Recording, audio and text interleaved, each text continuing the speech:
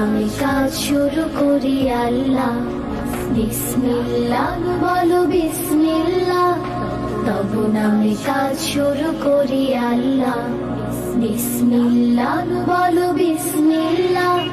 তব নামে কাজ শুরু করি আল্লাহ। তারপর পড়া শুরু করবে যখন, আল্লাহর নামে শুরু করবে তখন।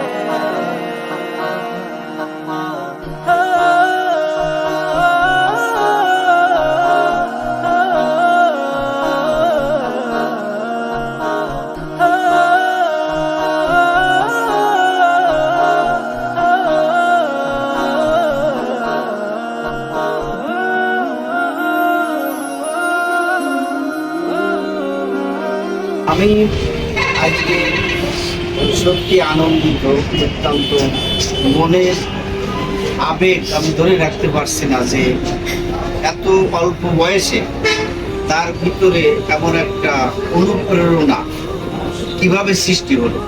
এই বইটার নাম দেওয়া হয়েছে নূরের প্রতীক, অর্থাৎ আলোর পথে যিনি গমন করেন, আলোর পথের যাত্রী যিনি। আমি এই বইটার এই নামের সার্থকতা যেন ফুটে ওঠে এবং এই লেখার ভিতরে সেটা যথার্থ ফুটে উঠেছে। এই বইটা যেন তরুণ সমাজের সত্যিকারের নূরের পথ দেখায়, এই আশাবাদ ব্যক্ত করে সেনাওসমাদ এস.এম. রাকিবুল ইসলামের শুভকামনা করে। তাতে আমি যা বুঝেছি যে বর্তমান সময়ে পথহারা যুবকদের এই বইতে তাদের পথের দিশা হবে, এটা আমি আশা করি। শুধু যুবকদের নয়, সর্বশ্রেণীর মানুষের আধ্যাত্মিক এবং ঈমান এবং আখিরাতের পাথেও অর্জন হবে। এ বিষয়ে এই বইয়ের ভিতরে অনেক কিছু রয়েছে। বিশেষ করে আমি লেখকের সার্বিক উন্নতি এবং আরো অনেক উপরে ওঠার জন্য আমি মহান আল্লাহ তাআলার কাছে দোয়া করি এবং সকলের প্রতি আমার অনুরোধ, তার জন্য সবাই দোয়া করবেন যাতে সে ভবিষ্যতে আরো অনেক দূর এগিয়ে যেতে পারে। এই আশাবাদ ব্যক্ত করে সকলকে আবার মুবারকবাদ জানিয়ে আমার কথা এখানে শেষ করছি। আসসালামু আলাইকুম ওয়া রাহমাতুল্লাহি ওয়া বারাকাতুহু। আলহামদুলিল্লাহি রাব্বিল আলামিন ওয়াসসালাতু ওয়াসসালামু আলা আশরাফিল আমবিয়া ওয়াল মুরসালিন ওয়া আলা আলিহি ওয়া আসহাবিহি আজমাইন। সবাইকে আমার সালাম, আসসালামু আলাইকুম। তো বইটা আসার পরে আমি যতদূর পড়লাম, এটার যেভাবে সাবজেক্ট ওয়াইজ দেওয়া হয়েছে, যেভাবে লেখার চেষ্টা করা হয়েছে, এটা তরুণ যুব সমাজের জন্য একটা, যারা গোলকধাঁধায় পড়ে আছে তাদের সেই পথ থেকে ফেরত আসার একটা রাস্তা হতে পারে এই বই। তাদের মনের ভিতরে জিজ্ঞাসা আসতে পারে যে আমাদেরও তো একই অবস্থা। এই গল্পের যে সিনারিওটা আমার কাছে মনে হলো যে যারা এই গোলকধাঁধা আছে তারা নিজেদের সাথে মিলাতে পারবে, মিলানোর পরে তারা বুঝতে পারবে যে না, আসলে আমি তো ধাঁধার মধ্যে পড়ে আছি। তো সেই ধাঁধা থেকে বের হয়ে আসার একটা রাস্তা হতে পারে এই নূরের প্রতীক।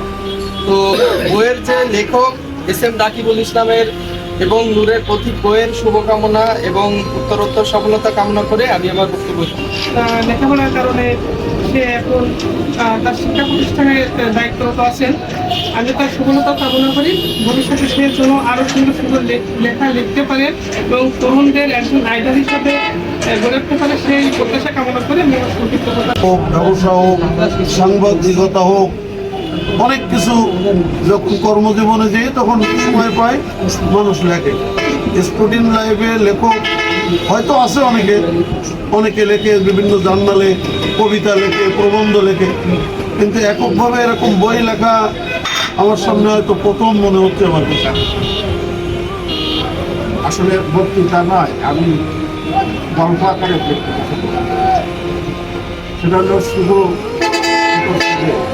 ছোট মানুষ অনেক কষ্ট করে তাকে ওই নাটক বিশ্ববিদ্যালয়ে পাঠানো হয়েছে।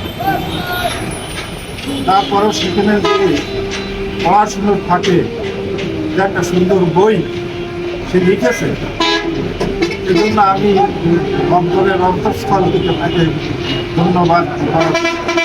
নতুন প্রজন্ম পেয়েছি, এই নতুন লেখক পরিচয় দিয়ে একটা নতুন প্রজন্ম পেয়েছি, যে প্রজন্ম শুধুমাত্র তথাকথিত আধুনিকতার যে উত্তল স্রোতে ভেসে যায়, তারা এই স্রোতকে প্রতিরোধ করে নতুন আরেকটি স্রোত সৃষ্টি করতে সক্ষম হয়েছে, আলহামদুলিল্লাহ। তো এই নতুন স্রোত যারা তৈরি করতে পারে তারাই সভ্যতাকে চেঞ্জ করে দেয়, তারাই আধিপত্যবাদী শক্তি পশ্চিমা কালচারের এগেনস্টে মুসলিম ইসলামিক সিভিলাইজেশনের নতুন ধারা উত্তল লাভার জাগরণ তৈরি করতে পারে। সেরকম ব্যক্তিত্ব আমাদের জেনারেশন থেকে তৈরি হচ্ছে, আমাদের চুপনগরের মাটি থেকে তৈরি হচ্ছে। এটি হলো অনুমতির মূল কারণ। লৌকিক তৈরি হচ্ছে এই যে আশার দিক, যে না আমরা পথ হারাবো না, আমাদের পরবর্তী প্রজন্ম পথ হারাবে না, আমরা নতুন গন্তব্যে যেতে পারবো। আর সেই গন্তব্যের হাজারো নদীদের অন্যতম এক নদী হলো আমাদের রাকিবের, যেটা চুপনগর থেকে পাচ্ছে। আপনি তারা, আমি যখন প্রথম 7 তারিখে এখানে সমাবেশ হলো, তখন সে জুলাই যোদ্ধা হিসেবে ভূমিকা রেখেছে এবং বক্তব্য দিয়েছে। এরপরে একাডেমিতে সে লয়ার হিসেবে বক্তব্য দিচ্ছে, সে সামাজিক কাজে বক্তব্য দিচ্ছেন, কথা বলছেন, সাংগঠনিক কাজে অ্যাক্টিভ রয়েছেন, আবার পাশাপাশি সমসাময়িক ইস্যু নিয়ে সে আবার ভোকাল রয়েছে। অর্থাৎ এটার মধ্যে দিয়ে বোঝানো যায় যে মানুষের সময় যদি ব্যবহার করা যায়, একটা ছেলে সব দিকে সমন্বয় করতে পারে। সামনে আমাকে দাঁড়িয়ে কথা বলার সুযোগ দিয়েছেন, আলহামদুলিল্লাহ। এবং আপনাদের সকলের কাছে আমি দোয়া চাচ্ছি। আমার সাবজেক্ট হচ্ছে ল।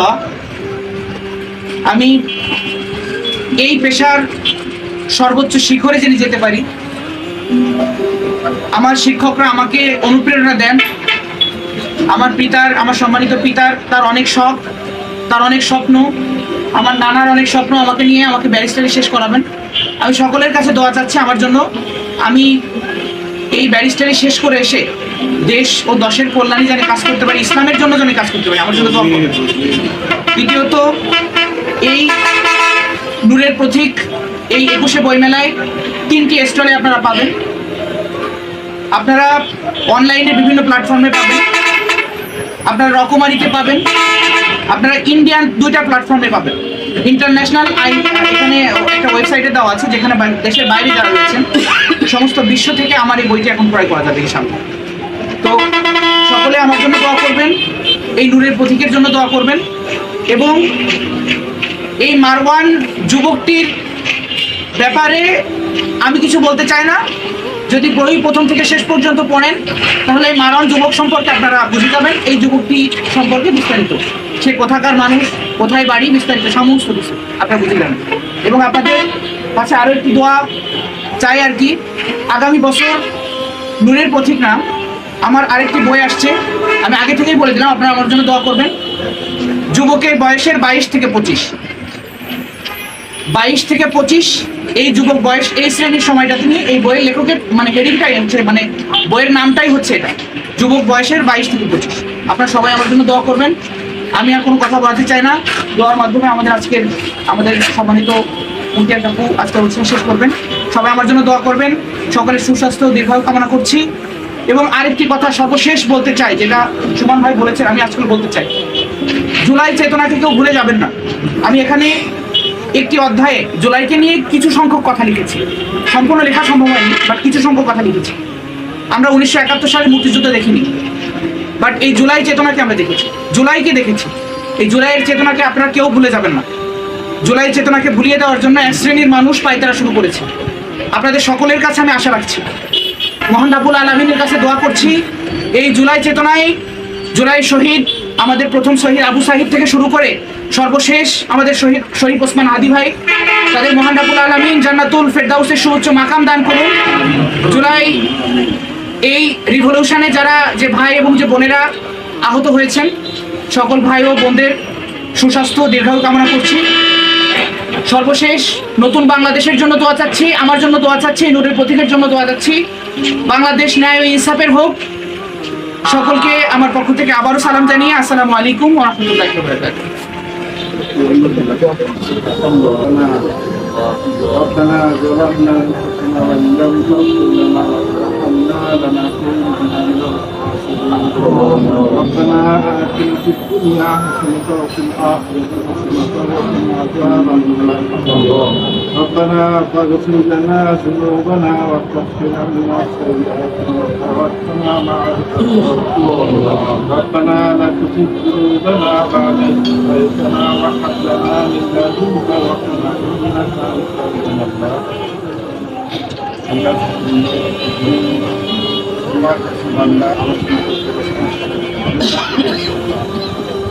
আল্লাহ যে উদ্দেশ্যে এটা সংরক্ষণ আপনি করেছেন ইনশাআল্লাহ তুমি রব্বুল আলামিন শুরু নামে তোমার একেবারে গোলামের গোলাম রব্বুল আলামিন অনেক উদ্দেশ্য, বড় মহৎ উদ্দেশ্য আল্লাহ তার জীবনে সে ভালো উকিল হবে, ভালো ব্যারিস্টার হবে, আল্লাহ সত্য সময় ভেতরে তাকে বই লেখার সুযোগ করে দিয়েছে। আল্লাহ ভবিষ্যতে এরকম বড় বড় বই লিখতে পারে, আইন পেশা থেকে আইনের বই লিখতে পারে, এই ধরনের যোগ্যতা এবং আমাদের দেশের লেখাপড়া জানার লোক জ্ঞানীগুলি ব্যক্তিরা তারা যে ভবিষ্যতের কথা বলেছে, আল্লাহ তুমি আমাদেরকে ওই পথ থেকে হেফাজত করো আল্লাহ। আল্লাহ আমরা একটা সুন্দর পরিবেশ